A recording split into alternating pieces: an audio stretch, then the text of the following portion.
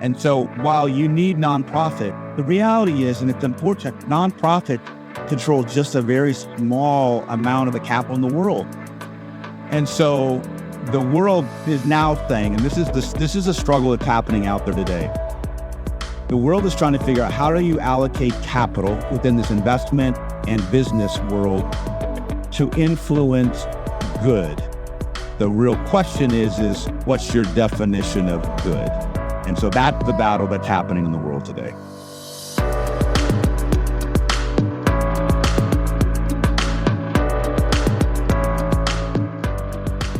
Well, welcome to the Generosity Now podcast, where we bring you inspiring stories of generosity and whole life stewardship. Our goal is to showcase individuals and organizations making a positive impact in our communities and across the world. I'm your host, Eric Most, president of the National Christian Foundation, Rocky Mountain Region. I'm joined by my marvelous co-host, Laurie Bossert, VP in our office. Laurie, how are you doing today? Oh, it's a ton of fun. We get to have a super guest on and talk about impact investing. What's better? That's right. On today's episode, we have the CEO and co-founder of Common Good Capital, host of A New Lens with Common Good Capital. Jeff is also on the board of Fortis Green Renewables. Jeff, welcome to the show. Thank you. Great to be here. So, Jeff, give us a little bit about yourself. Tell us where you grew up. What was family life growing up? We always love to hear how people came to know the Lord as their Lord and Savior. And tell us about your family today. So I've got to start out and just say it's fascinating to hear the format and kind of the question, because on A New Lens, we actually do very, very similar. So it's quite interesting. So I should be good at this. So let me tell you where I grew up. I'll go high level here. So I was born in California. Really, my formative years were in the state of Oregon. And I bring that up because since then, I've lived in Chicago area, lived back in Southern California, and now have lived in Orlando for 20 years. And so mathematically, I'm a Floridian, but my heart, and I hope I'm not offending any Floridians, my heart is really still on the West Coast. That's where I'm from, although we do love being here. So that's a little bit about, at least just geographically, where I grew up. And I'll just fill a few things in there. So we moved when I was a junior in college to Geneva, Illinois. My dad is still alive, but he was a cancer doctor, a radiation oncologist at the time. So moving my junior year in high school was quite challenging. The culture was different in Chicago than in Oregon, but I will tell you, it was a milestone in my life as I look back now, because it really forced me to come out of my shell and push me out of my comfort zone. And then from there, I went to Wheaton College. I was a double major in psychology and biblical studies. Lo and behold, graduate, go into the financial world, which is a whole other story because I had no clue that I was going to go into that world. One thing I would like to note, though, is when I was at Wheaton, I was a freshman. I went into a prison for the first time, not because I did anything, but it was a spring break trip. So I don't remember, maybe there's 8 to 10 of us, got in a van. We all drove down to Lake Okeechobee, which is in South Florida, and went into Glades Correctional Facility. What I didn't realize at the time is that God planted a seed in my heart for men and women behind bars. And so if you look at kind of my life in 2 tracks, I mean, you can do more than that because obviously my family's extremely important, but you have this financial side, financial services, and then you have prison ministry. I never have been full-time in prison ministry, but have been going to prisons for the last 31 years and heavily involved, and that's a deep passion of mine as well. So I'll stop there and then I keep going, but if you want to ask me any further questions. Can you share a little bit of where Jesus interwoven in that with your family history and in your relationship? So I'm going to take you back to when I was younger. I don't really want to talk about this, but I think it's part of the story. So I'm going to share this. I grew up in a Christian family. My mom and her side of the family actually goes back to Dean of Women at Wheaton College in the, I think 30s, 40s, maybe 50s. I don't know exactly. And there is a dorm named after my great grandmother. And still on that side of the family, my grandparents were heavily involved with Fuller I think they were on the board and whatnot. So you kind of have that side. And then my dad's side, he grew up in Bakersfield, California. They too were believers, probably more on the fundamentalist side. But I want to set the stage there because I grew up in an outwardly and inwardly Christian family. So I was always raised in that. But behind closed doors, there was abuse that was happening, specifically towards me. Once I left, metaphorically, when I was 18, 20, whatever, that abuse went towards other family members. But what's important is that shaped my life in a number of ways. But one of the things it did is it from a coping mechanism, I had to put a wall around my heart. And that was a great coping mechanism at that age. We'll get to this later, but when I'm 40, that's not a good coping mechanism. But you just need to know that I had to put a wall around my heart. That also probably impacted clearly my view of God. But when I was in 8th grade, I went to a basketball camp. I played basketball. I accepted Christ, I think, when I was 4 years old at a Good News Club. And but ultimately, probably when I was in 8th grade is really when I made a decision, and it became more real. But then I will tell you, it was at Wheaton College that I wrestled with it.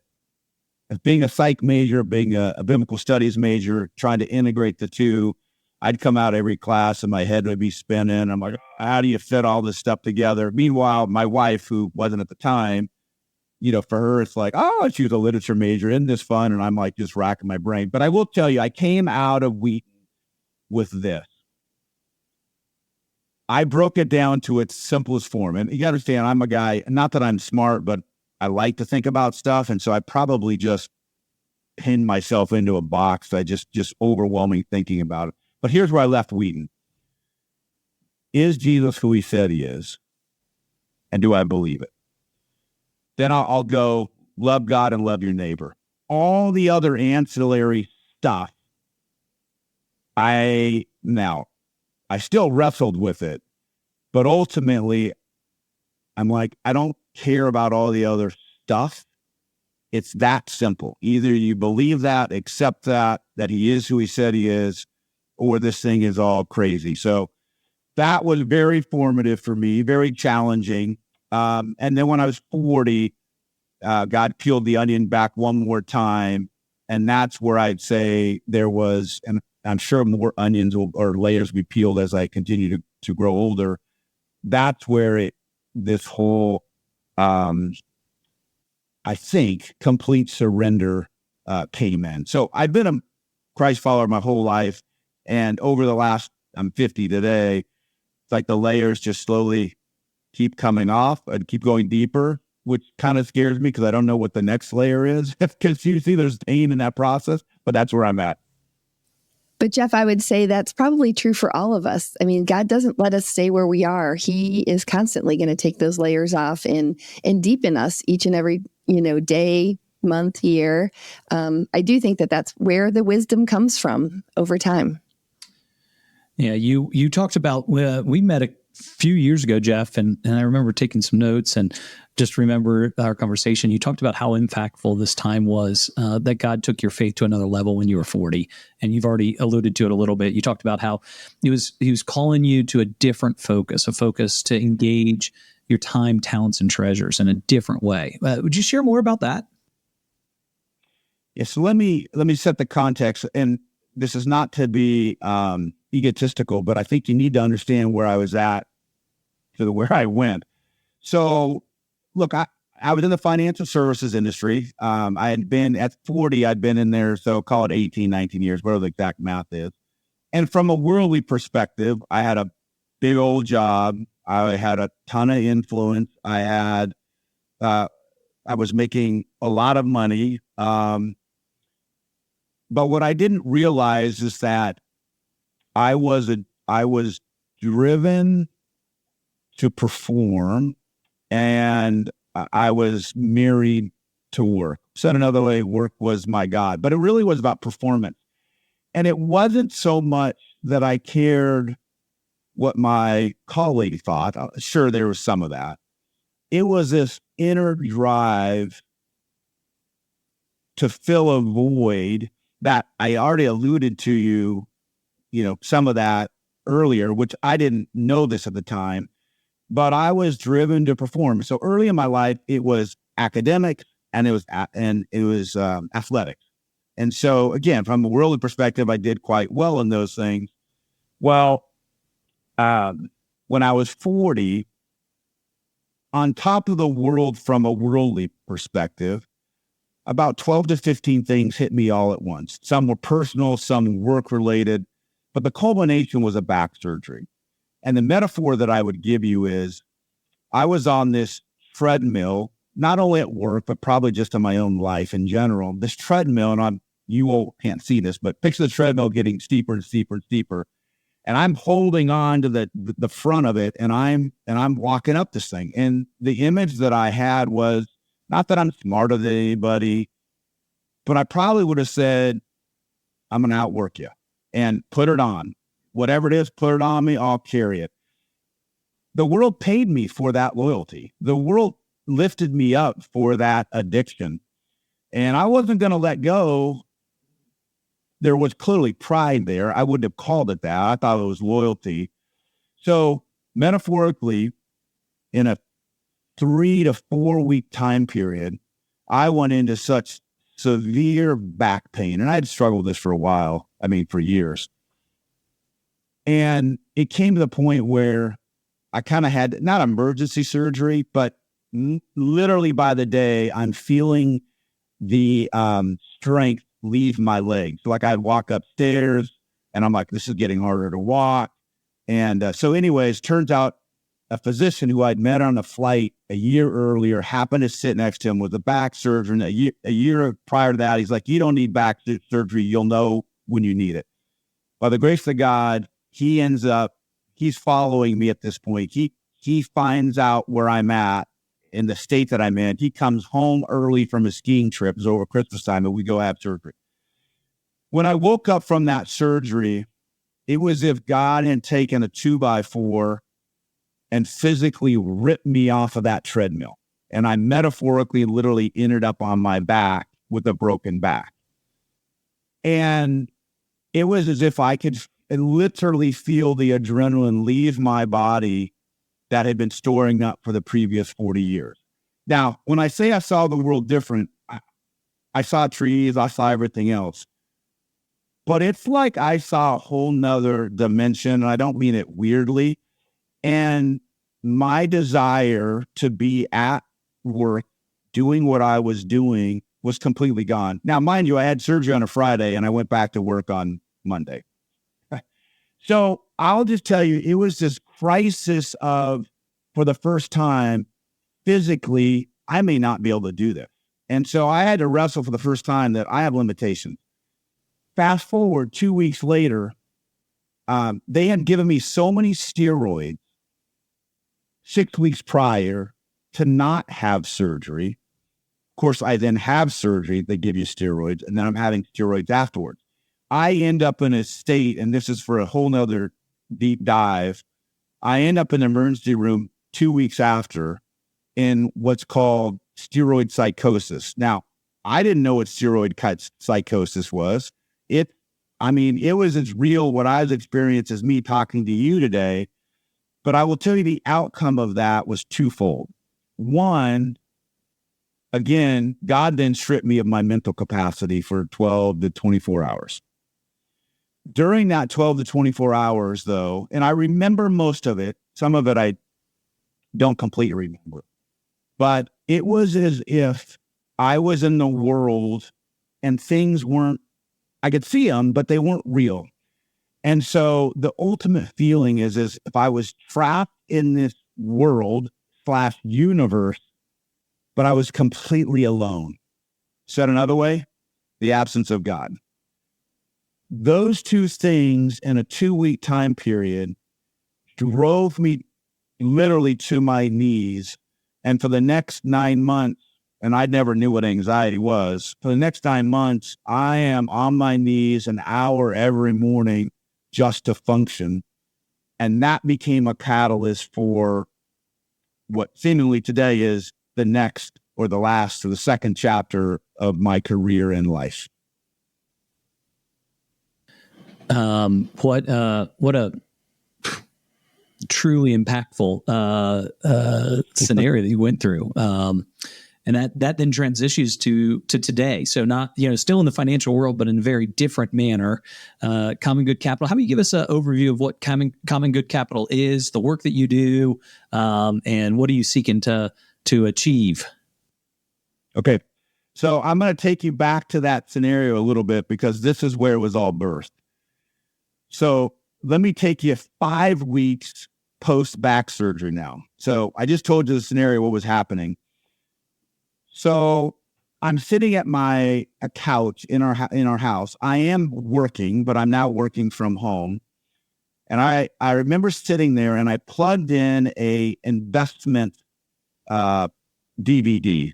My wife and I were gonna do some investing, so I happened to plug this in, and it was affordable. It was a fund that was investing in affordable housing in the Southeast.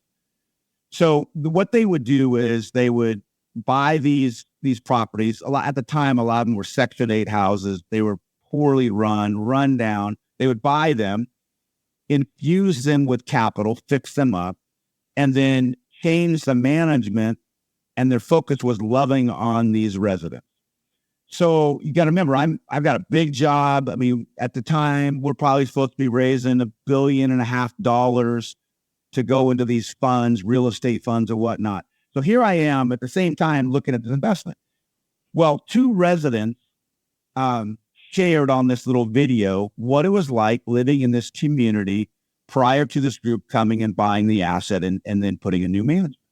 And one of them said, they've given my dignity back. And I remember sitting there and like, oh, wow.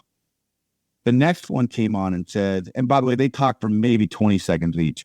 The next one said, yeah, and now I'm so excited to have people come to my house. And I knew what he meant or she meant, I don't remember. But you're like, it's an apartment. And that's when the light bulb went on for me where I'm like, wait a second. Investing has an impact, it has an impact on people's lives, whether you care or don't care. And so when you think about investing your capital for the benefit of others and yourself aligning with your values, and you bring your heart into this equation, you can radically change people's lives.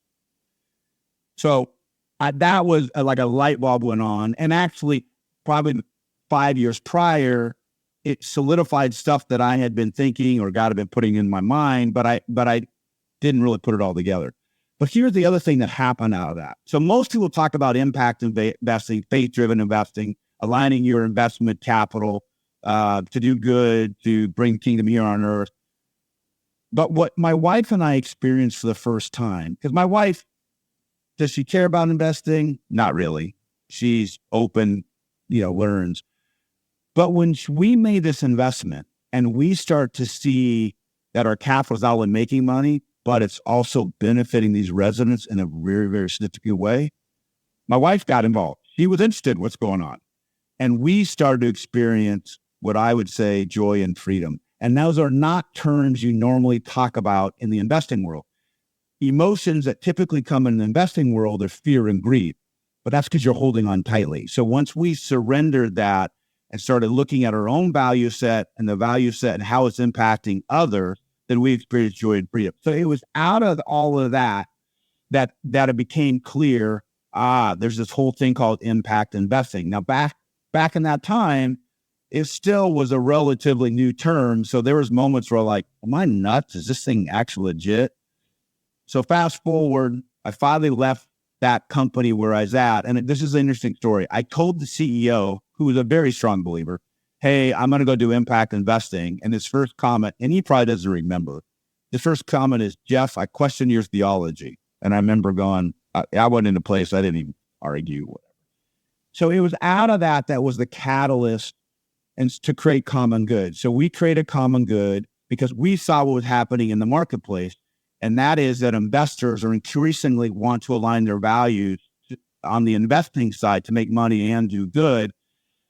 But in the world that I come from, the financial world, often the gatekeeper to making that happen are wealth advisors all across the United States. They control the majority of money in the world or in the United States. So we said, let's just take what we've been doing, what I've been doing as a career for 20 some years at that point, and shift it over to impact investing. So we source, due diligence, and ultimately educate wealth advisors to help them think about investing differently, to bring in their values, to bring in their heart, and to have these discussions with their investors so they can start to unlock more and more capital, not only to go to all these different things that need it, but also to hopefully unlock some joy and freedom in the lives of investors. Because we know where your treasure is, your heart will follow. And so we believe if we can get more and more people to align and think about their capital more intentionally, we actually will open their hearts towards whatever they're investing in. Love the transition. Love the work that you're doing, and and thank you for that overview of. It is a beautiful way to think about that. The joy and passions that can get ignited as we start investing for purpose. And so love, I mean, not looking to share, inside tracks of investment opportunities and things like that, but like, what are some of these look like? Some of the investments that you're even working with on some of the investment advisors and all. Yeah. And so I'm going to say one other thing too, because it's, it's positionally where I'm called to be. So impact investing is a broad term, which we already just talked about, but there also is a subset of that, which you would call faith-driven investing. Now, I don't know, this is for a whole nother discussion. I don't know where the line is between impact investing and faith-driven investing. Some is clear. Some I get into arguments where it's not so clear, but it doesn't really matter. I feel called to not only be in the faith community, which is who I am, but I actually feel called to be in the secular world. So for me, it's about creating commonality between maybe some who don't have a faith and some who do.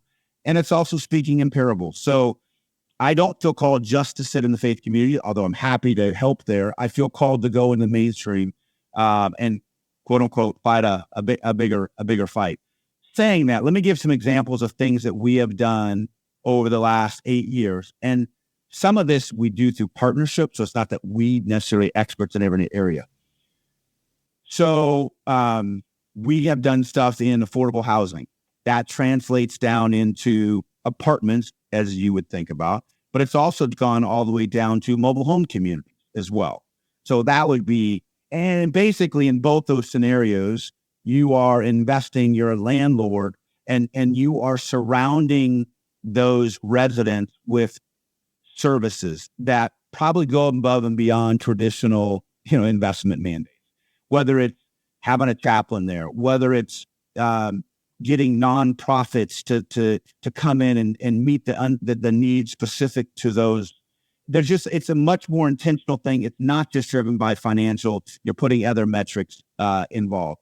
We've done stuff on environmental stewardship. So in the Pacific Northwest, there's an opportunity in the past that was buying timberland, and it's slowing down its production, and providing, basically going in and creating value in timberland that traditional timber owners weren't going to mess with, for example. We've done stuff. So there are pockets of areas, whether it's in the U.S., whether it's outside the U.S., that don't have access to capital. It's very hard to.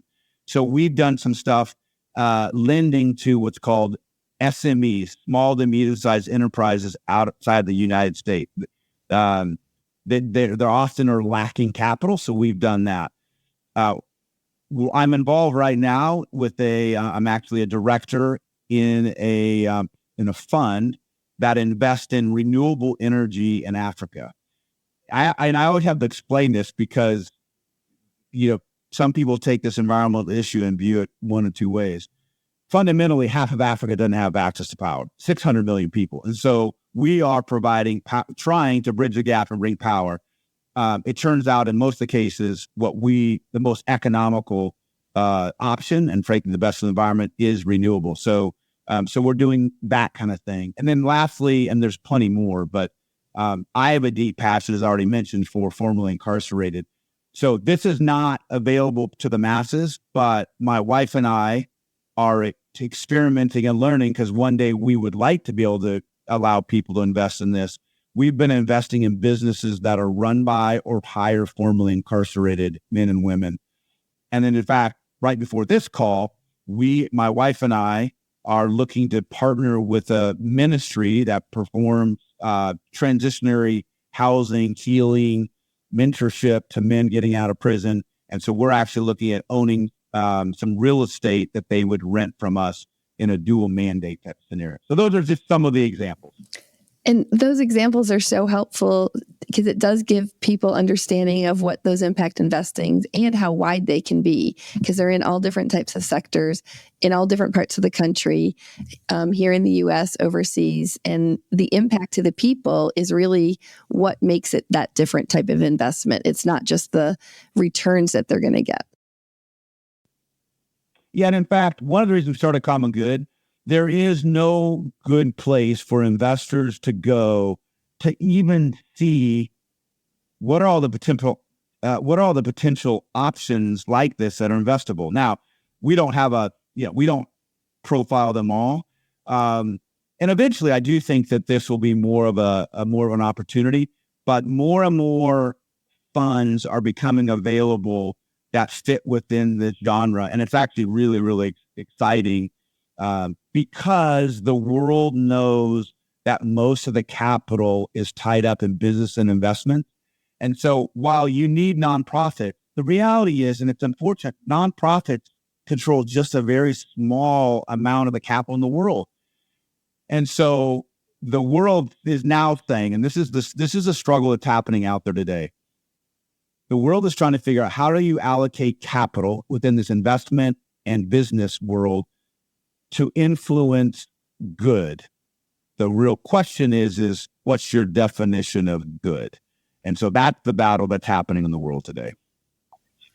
Well, that's such a great segue to actually a question I was looking to ask you, Jeff. One thing that you've done with Common Good Capital is help NCF actually with some due diligence on some impact investments.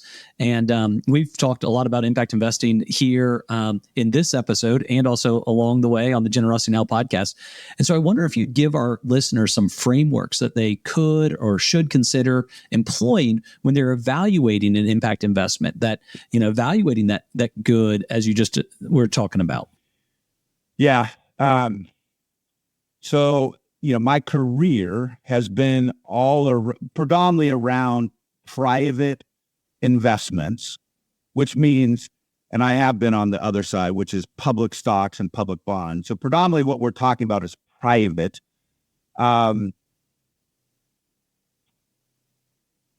Because they generally are illiquid, you have to think about these, that you are marrying them as opposed to dating them. So if you go buy a stock on the stock exchange, you buy a mutual fund, metaphorically, you're dating that investment. Because if you don't like it 2 weeks from now, you go sell it.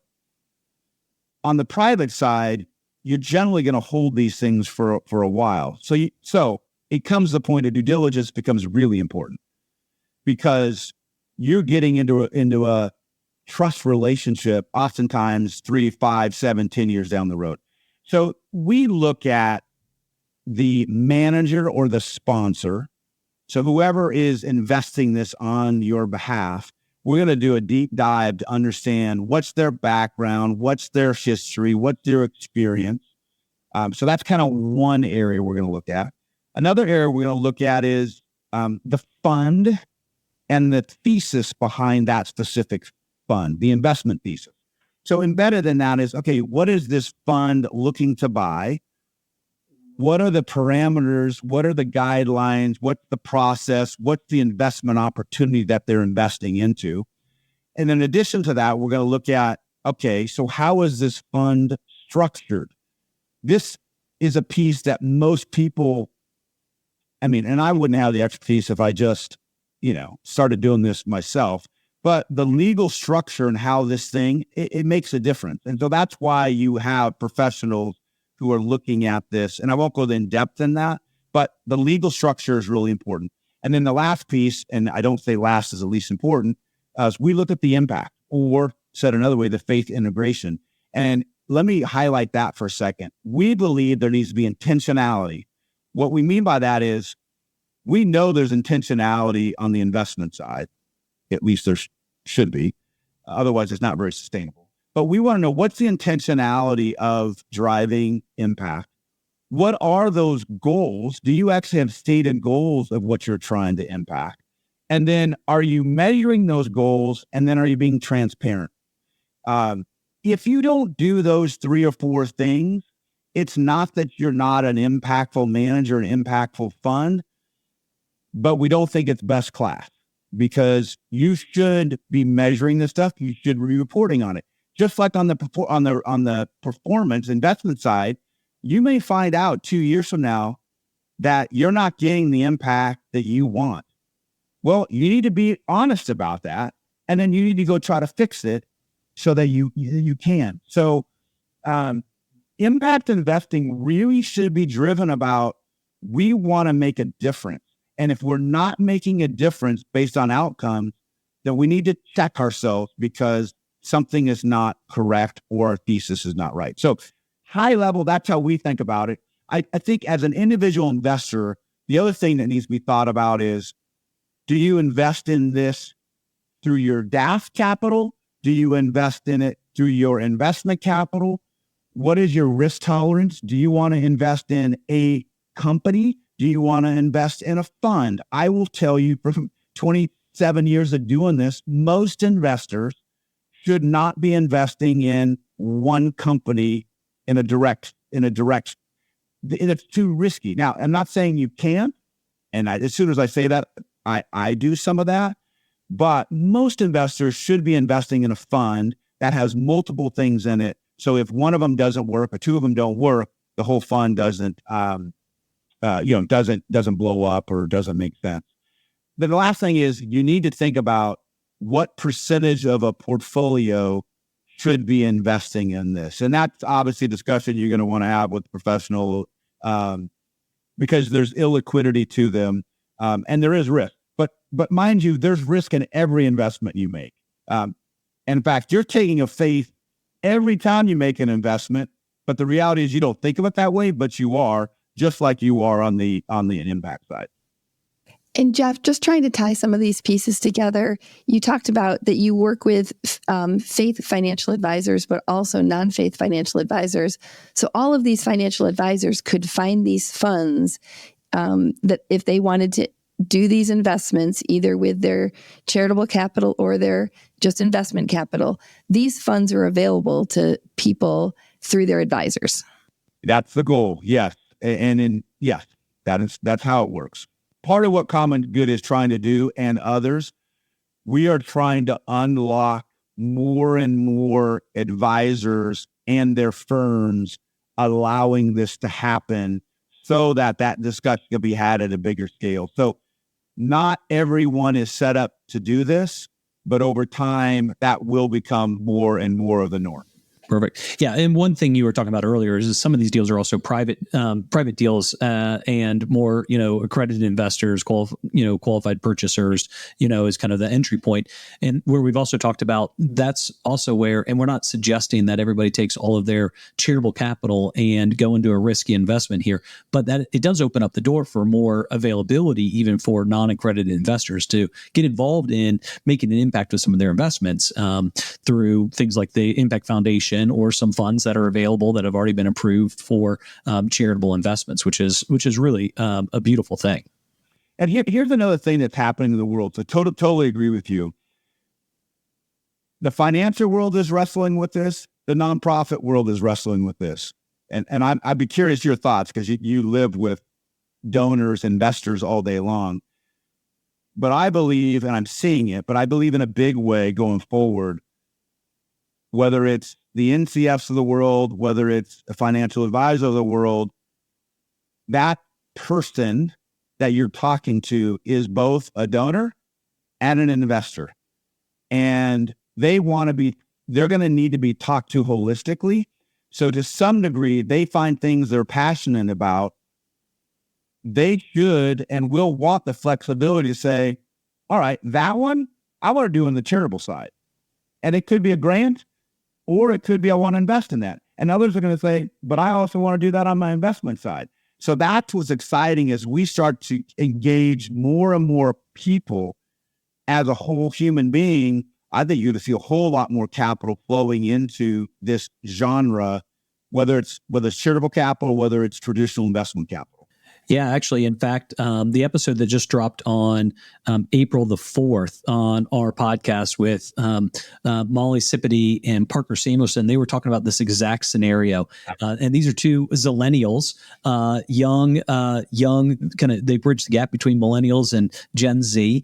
And they actually, Parker talked about this time that each one of them received a reach out from this nonprofit, and they were all kind of ghosting them. And finally he's like, and they were all like kind of talking as a group of friends, like, hey, did you guys get this, plea? And they're like, yeah.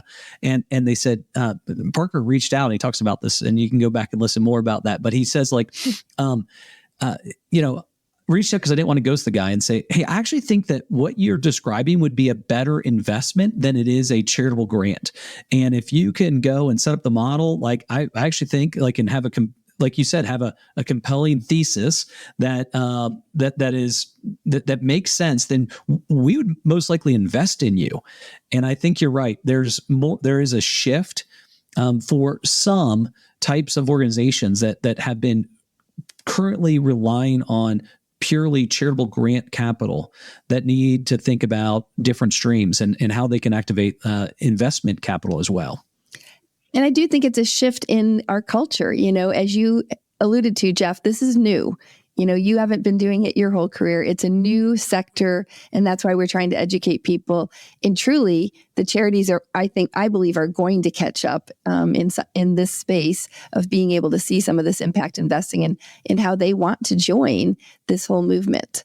I certainly see it on the giver side of we continually have more and more conversations with people about doing the impact investing. So let me give you an example where at a project level, where a nonprofit is leveraging charitable capital and investment capital. So in this fund that my brother and others and myself, I'm a part of, manage, we have an agreement, we have a signed agreement to buy a solar farm that's sitting on top of,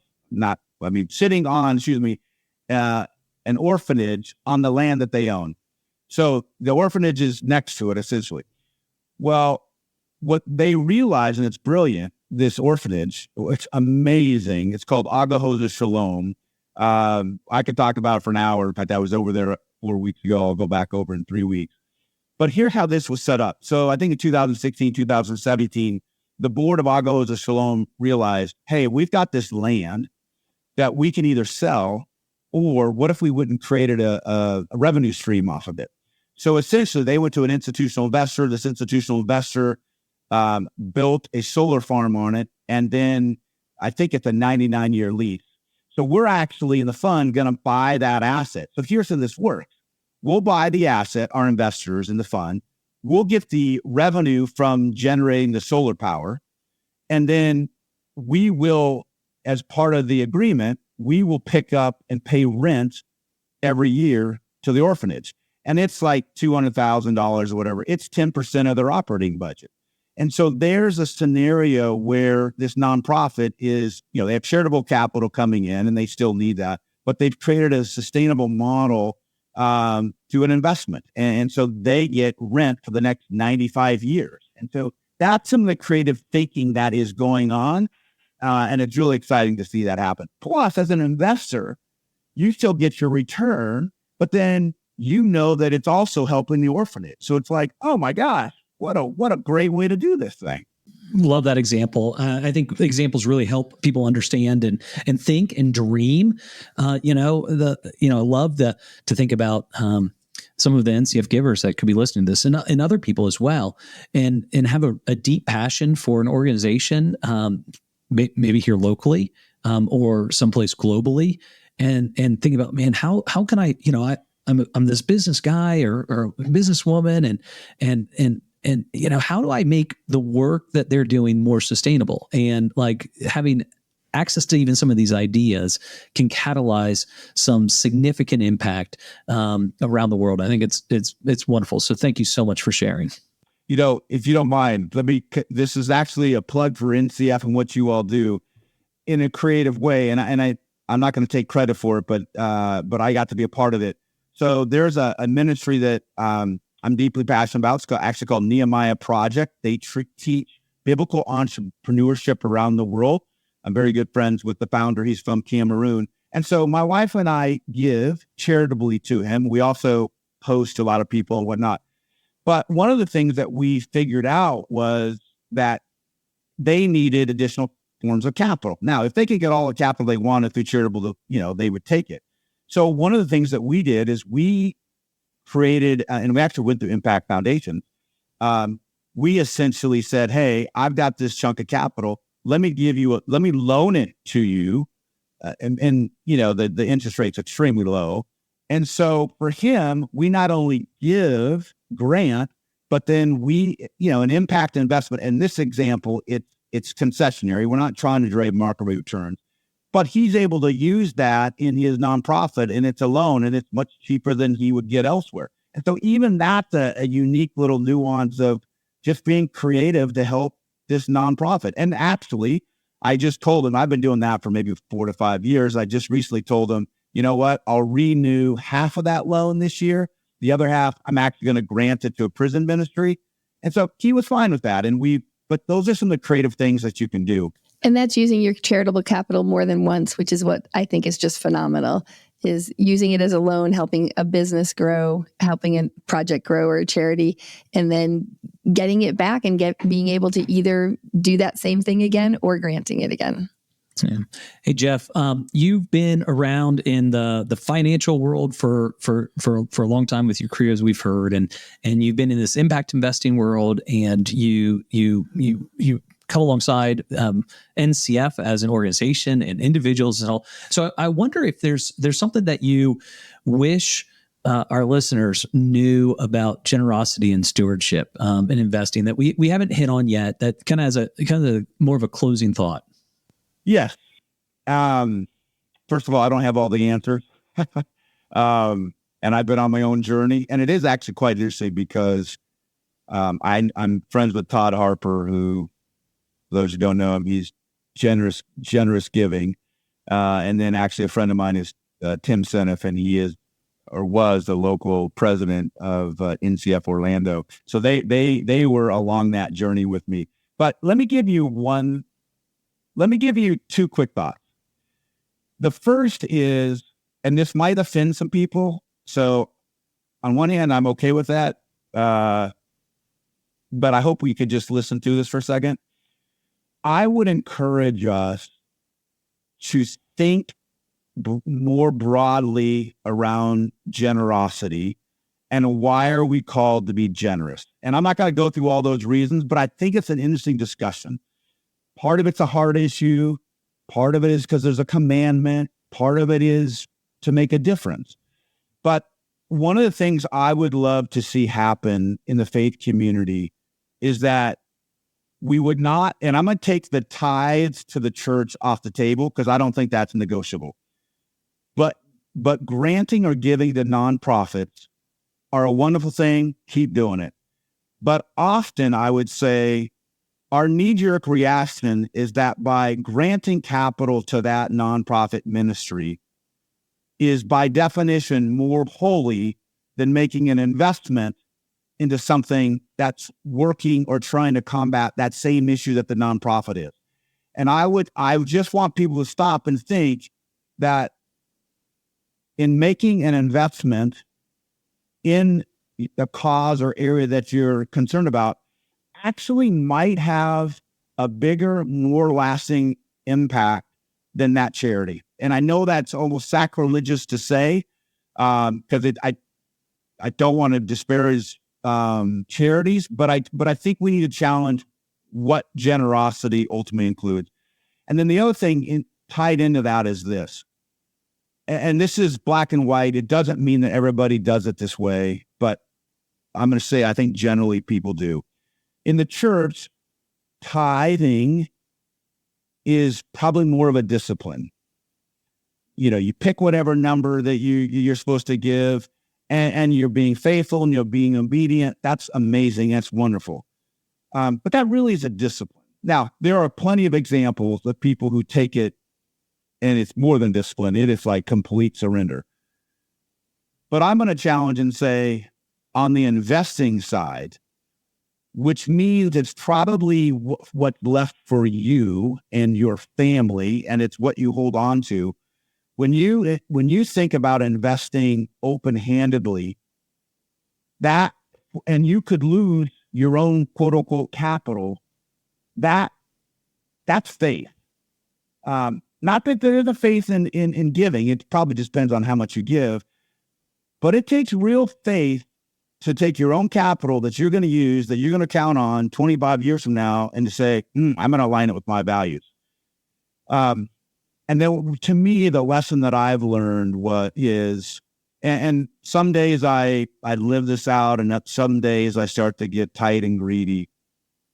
But as I left my first career to do impact investing, because I was trained, protect the downside. In the financial world, if you don't protect the downside, you're being a poor steward. Well, when you read the parable of the talents, for me, my takeaway is none of this is mine anyways. So if I'm being called to take risk, even though that it may be outside your risk to everybody else looking at it, I need to be obedient. And the outcome is not left up to me. Now, that does not mean throw caution to the wind, do stuff stupid, because I think it's an individual calling. But for me, investing in men and women who are formerly incarcerated, I can't tell you how many times I've been in the due diligence process. And in my world, if they've got a criminal background, the first thing you do, you rip it up. You can't invest in them. And here I am, not because I'm holier than thou, but because God's called me to do this. I'm like, wait, you're an ex-felon, but are there more? Because I want more people to be in there. And there's moments where I'm like, what in the world am I doing? Is this crazy? In fact, I had the pleasure, it didn't feel like it about 2 weeks ago. I had a pleasure investing in a man, and my wife and I did this, who was waiting for his sentencing. So he was in limbo land for the last 6 years. He calls me up 2 months ago and says, I'm going in front of the judge. And this happened like 2 weeks ago. So he went in front of the judge 2 weeks ago to find out, am I going to prison or not? Meanwhile, I'm sitting here back going, I just wrote a check over the last whatever for X amount. He goes to jail. That thing probably, or prison, probably goes to zero. And I had to come to a realization of, nope, I did it because I was called to do it. I wasn't being a bad steward. I was being faithful. And I think at times it'll work and at times it won't, but I'm trying to live out in obedience despite how it may look to others. Jeff, that is just absolutely wonderful to hear of how God has really convicted your heart in that space. Because as you said, it is truly all God's, and truly the outcomes are God's in those investments and in the granting into charities. God doesn't need our money. He needs our hearts, and he needs our obedience, as you talked about. On the Generosity Now podcast, we seek to inspire, equip, and connect our listeners for generous kingdom impact and whole life stewardship. For more information on us, please check us out online at ncfgiving.com/Rocky Mountains and generositynow.org. Please go ahead and subscribe to our podcast, leave us your review, and share with your network. Our doxology today ties in exactly to what you were talking about, Jeff, that it's from the parable of the talents. His master said to him, "Well done, good and faithful slave. You were faithful with a few things, and I will put you in charge of many things. Enter the joy of your master." Jeff, thank you so much for sharing with us today about your joy and how God has brought you on this journey and how each one of us is just called to journeying with God in this space. And Jeff, we're going to go ahead and connect people in our show notes to you, Common Good Capital, and Fortis Green, and other things. And so there'll be ways for the people to connect. And thank you so much for being on the show with us today. Well, I love what you're doing, and so thank you. What I love is you're talking to people who are actively risking and making a difference, and hopefully you are catalyzing more and more people to step out in faith. So kudos to you all. Amen. Thanks.